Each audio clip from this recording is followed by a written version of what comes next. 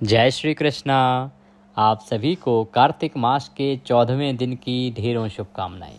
प्रिय दर्शकों, आज कार्तिक मास का 14वां दिन है और आप सुन रहे हैं कार्तिक मास महात्म्य का 15वां अध्याय। 15वां अध्याय इसलिए क्योंकि कार्तिक मास प्रतिपदा से शुरू होता है और जो महात्म्य है ये आरंभ हो जाता है पूर्णिमा से। और फिर आज चतुर्दशी है। कुछ लोग हो सकता है आज अमावस्या कर रहे हों, लेकिन मैंने अपने वीडियो में भी बताया है कि उत्तम रहेगा आप अमावस्या 21 को करें। 21 को करेंगे तो सुबह पितृकर्म कीजिएगा, गीता का 7वां अध्याय सुनिएगा, उसका पुण्य पितरों को दीजिएगा, पितरों को मनाइएगा, उनका आशीर्वाद लीजिएगा और उसके बाद सायंकाल को देवी पूजन कीजिए, लक्ष्मी जी का पूजन कीजिएगा। हाँ, जो लोग घर में लक्ष्मी पूजना चाहते हैं वो 20 को भी पूज सकते हैं। मैं बिल्कुल ये नहीं कहूँगा कि नहीं पूज सकते, पर जो लोग पितृकर्म भी करते हैं, पितरों का तर्पण आदि करते हैं, उन्हें अवश्य ही 21 को करना चाहिए। प्रिय दर्शकों, कार्तिक मास महात्म्य में अभी तक आपने सुना कि किस प्रकार से भगवान ब्रह्मदेव के ब्रह्मवाक्य से आया कि कैसे आपको कार्तिक स्नान करना चाहिए, स्नान की विधि क्या है, भगवान का पूजन कैसे करना चाहिए कार्तिक में, शालिग्राम भगवान का पूजन कैसे करना चाहिए, तुलसी की महिमा। फिर वृतांत आया कि आखिर तुलसी इतनी प्रिय कैसे हुई भगवान विष्णु। जब नैमिषारण्य में सभी ऋषि एकत्र हुए तो उन्होंने सूत जी से पूछा कि हे सूत जी, किन कारणों से ये जो माता तुलसी हैं ये भगवान श्री हरि को इतनी प्रिय हुई। क्या कारण है कि माता तुलसी भगवान विष्णु को इतनी प्रिय हुई कि उनके बिना उनको भोग भी स्वीकार्य नहीं है। यह वृतांत मैं सुनना चाहता हूँ। तब सूत जी इस वृतांत को सुनाते हैं कि नारद जी ने किस प्रकार से पृथु नाम राजा को यही वृतांत सुनाया था। उसी में जलंधर का पूरा वृतांत आया। जलंधर के वृतांत के बाद मनुष्य का जीवन कैसा होना चाहिए इसके विषय में वर्णन आया।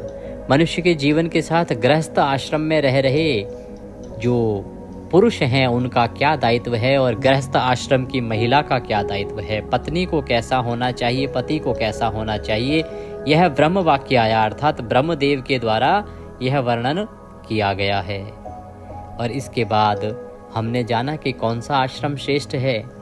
प्रश्न उठा कैसे गृहस्थ आश्रम श्रेष्ठ है, गृहस्थ आश्रम में ऐसा क्या है जिसके कारण उसको श्रेष्ठ बताया गया, यह वर्णन आपने सुना। नाना प्रकार की अन्य कथाएं हैं जिनके माध्यम से आपको इसमें शिक्षा प्राप्त हो रही है। आज हम सुनेंगे कार्तिक मास महात्म्य का 15वां अध्याय आरंभ करें उससे पहले आपसे निवेदन है कि यह कार्तिक मास महात्म्य का वीडियो है तो कृपया वीडियो को एक बार लाइक अवश्य कर दीजिएगा। परमेश्वर वासुदेव की कृपा प्राप्त करने के लिए कमेंट बॉक्स में अवश्य लिखिएगा जय श्री हरि या ओम नमो भगवते वासुदेवाय। आप देख रहे हैं देवभूमि ज्योतिष संस्थान का प्रतिष्ठित यूट्यूब चैनल देवभूमि धार्मिक।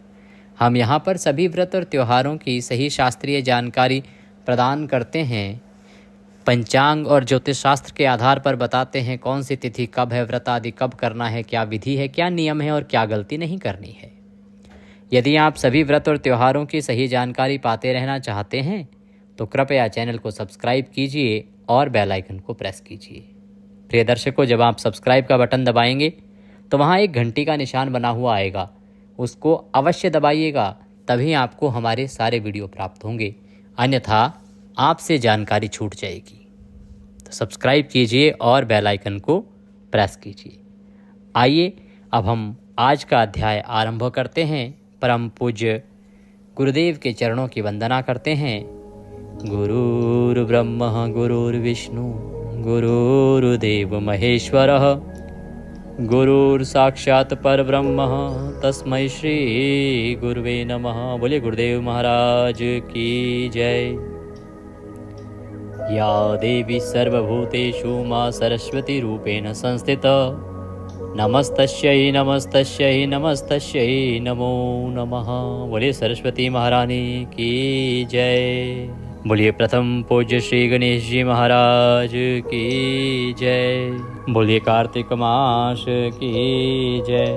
बोलिए कार्तिक मास महात्म्य की जय। आप सभी दर्शकों को, आप सभी श्रोतागण को मेरा नमस्कार। आइए आज का अध्याय आरंभ करते हैं।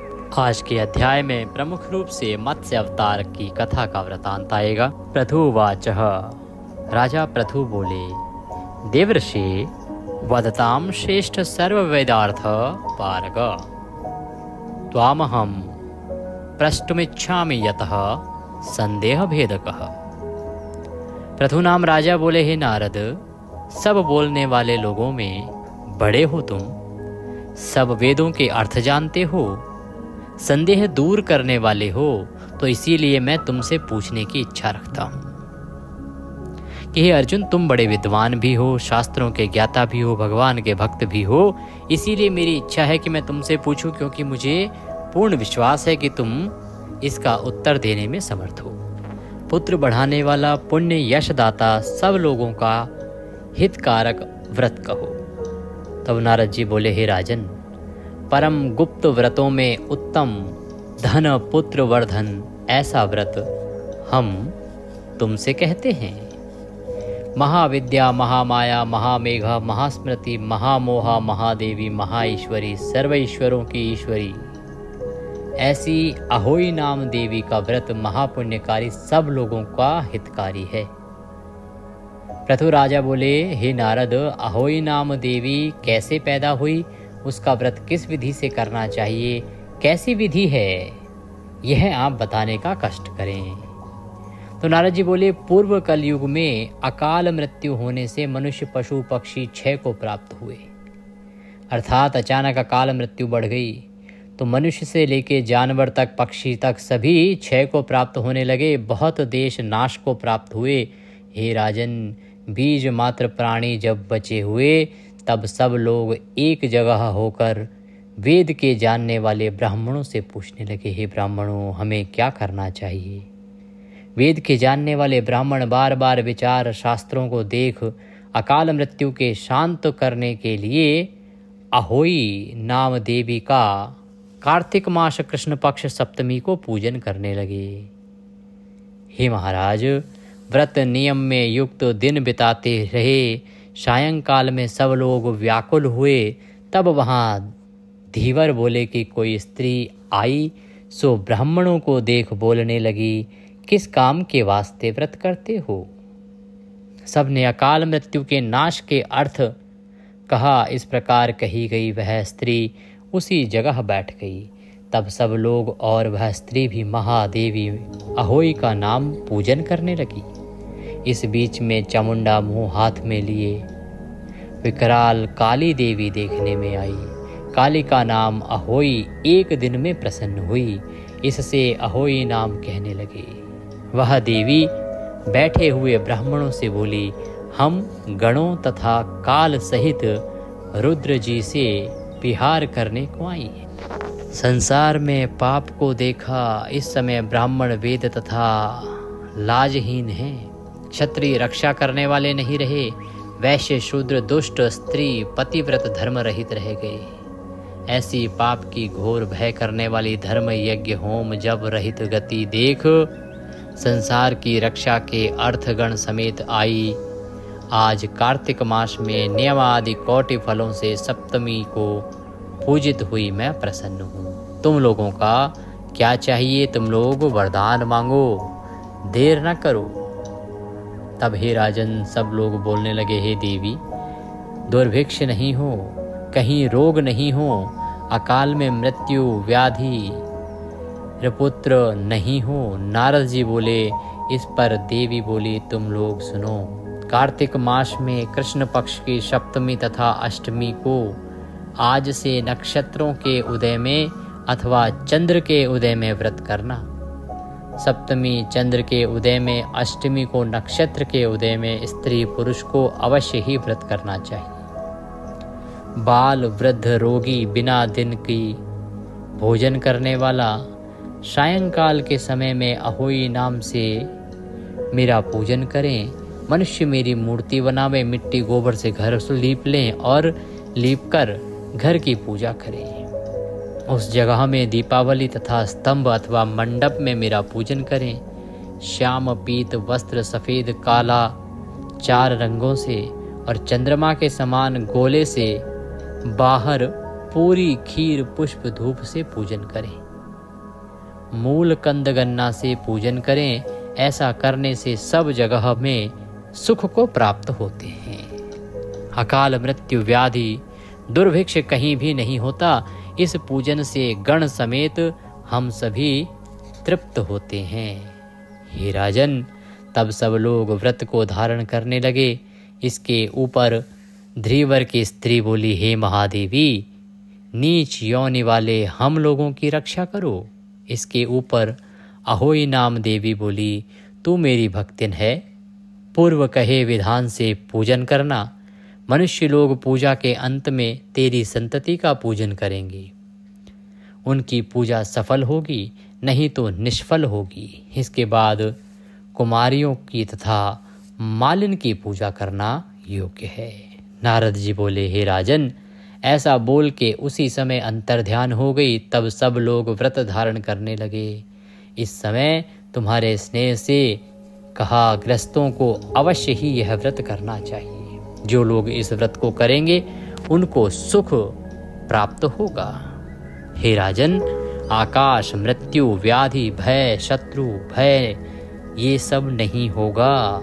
इस व्रत की तिथि सप्तमी, अष्टमी, चंद्र नक्त सप्तमी और नक्षत्र नक्त अष्टमी, दोनों तिथि बराबर हैं। नारद जी बोले, हे राजन, जो तुमने पूछा सो अहोई का व्रत, जन्म, प्रसाद और विधि आदि कह दिया। फल भी कहा। अब क्या सुनना चाहती हो? तब कार्तिक का ऐसा महात्म्य है। एक दिन अहोई देवी प्रसन्न हुई। कार्तिक समय शुभ दूसरा नहीं है। एक दिन भोजन न करने से अकाल मृत्यु इत्यादि उपद्रवों को शांत करता है। अहोई के समान कार्तिक का महात्म्य जानना। कार्तिक के समान कोई मास नहीं हुआ, न होगा। पृथु राजा बोला, हे नारद, भक्तों में श्रेष्ठ हो, सब शास्त्रों के अर्थ जानते हो, किस कारण से कार्तिक मास और एकादशी श्रेष्ठ हैं, यह बताने का कष्ट कीजिए। तब नारद जी बोले, इसी तरह सत्यभामा से पूछे गए श्री कृष्णचंद्र भगवान ने जैसे सत्यभामा से कहा, सो सब हम तुमसे कहेंगे।